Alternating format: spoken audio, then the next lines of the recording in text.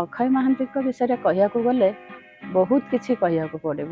କୋଉଠୁ ଆରମ୍ଭ ତାଙ୍କ ବିଷୟରେ କରିବି, ମୁଁ କୋଉଠି ସାରିବି, ସେ ଗୋଟେ ବିରାଟ। ସଙ୍ଗୀତ, ସାହିତ୍ୟ, ଇଭିନ୍ ଅଭିନୟ ଆହୁରି ଅନେକ କିଛି ତାଙ୍କର ଅଛି। କାଳଜୟୀ ସ୍ରଷ୍ଟା ସିଏ ଜଣେ କୋଉଭଳି ଭାବରେ ମଣିଷ ଥିଲେ ସେଟା ସାରା ଓଡ଼ିଶା କାହିଁକି ଓଡ଼ିଶା ବାହାରେ ବି ଲୋକ ଜାଣିଥିବେ।